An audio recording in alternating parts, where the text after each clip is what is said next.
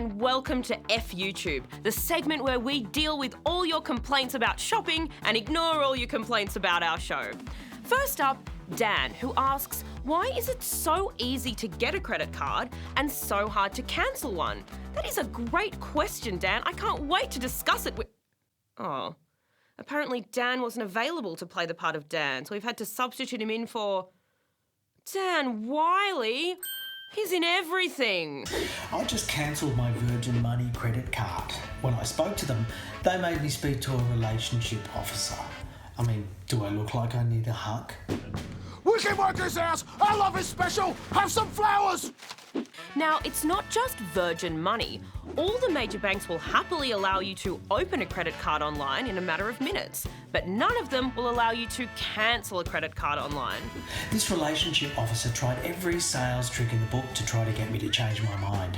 I'll give you a better interest rate! I'll waive an administration fee! I must have said, I want to cancel my card about 15 times during the 25-minute process. You keep saying cancel, but I hear someone crying out for love! What I want to know is, why is it so difficult to break up with them? And see him. Thanks, fake Dan, I guess. I did all the lines, I think. Just don't think you captured real Dan's essence. But I've got a Logie. Dan's not alone. The Financial Rights Legal Centre say people find credit cards incredibly difficult to cancel. A choice survey found that more than a quarter of people who have switched credit cards had issues cancelling the old one.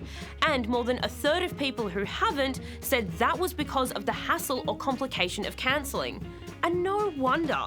Banks promote methods of cancelling that involve direct contact with staff who can talk you out of it. Take the Commonwealth Bank. Even though their fine print has no restrictions on how you cancel a card, their website says customers either have to call or that you have to come into a branch to cancel. Oh, hi, I'm just calling to cancel my dinner reservation. Very good, madam. You'll just have to come into the restaurant to confirm that cancellation. Right. See you tonight? Oh, God! What have I done?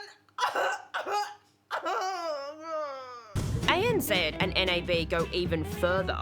Their terms and conditions say to cancel your credit card, you have to cut it in half diagonally, and in ANZ's case, post it back to the bank. We asked ANZ and NAB why they do this, and they told us it's for security and they don't actually insist you destroy the card, which is not what they tell their customers. It shouldn't be that hard. In 2015, a Senate committee said banks should introduce click and close online systems for cancelling credit cards. But until that sweet day comes, what to do? Well, actually cancelling a credit card is important. Cutting it up or throwing away might feel really good, but fees can still accrue on a card even if you stop spending with it. And of course, you've got to fully pay off the card.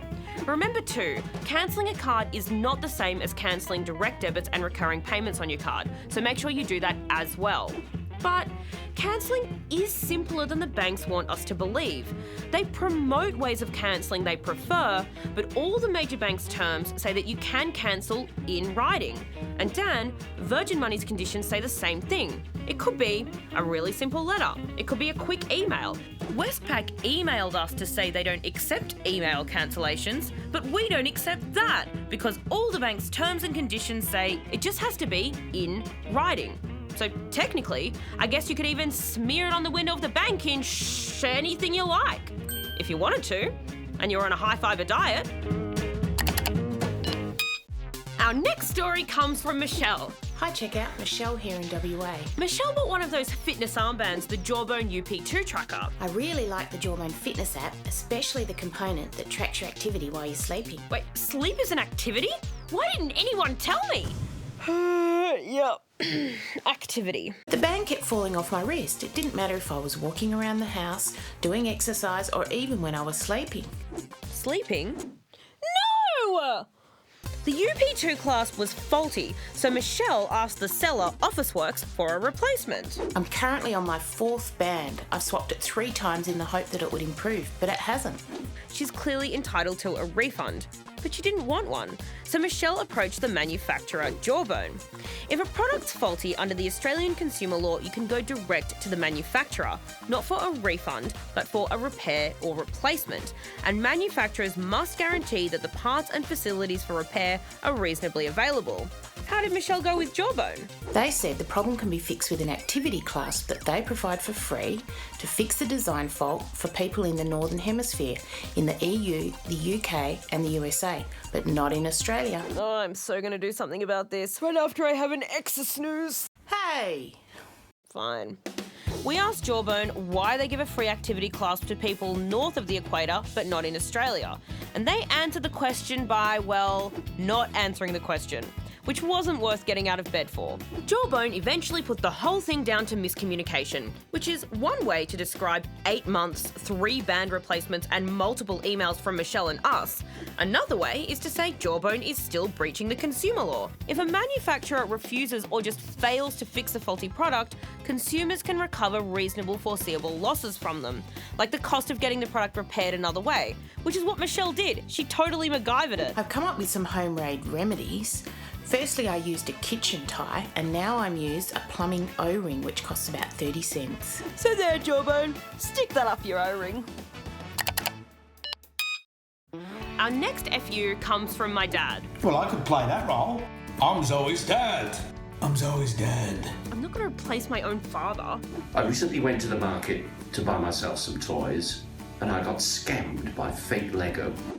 I wish I'd replaced my own father. Looks exactly like real Lego, but when you hold it closely, it says LegQ. What do you want me to do about it? Buy me some real Lego for Christmas. No, that is too expensive.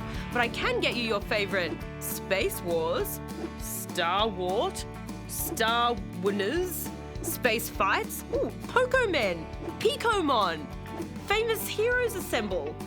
Clearly, there is a growing problem with pirated Lego, or as LegQ would call it, piracy of the caribou.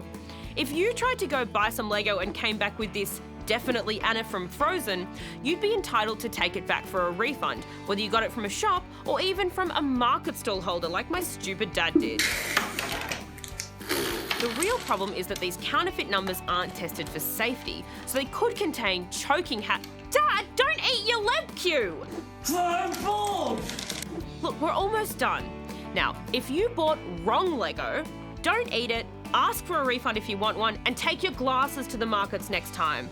Good night. I've got some activity to do. And the Gold Lobquy goes to Zoe Norton Lodge. Oh my God! A Lobquy! I have so many people to thank. My mum, Jesus, the ACCC. Zoe, I'm really sorry to piss on your dreams, but a Lobquy? A Lobquy? It's just ridiculous. Good one.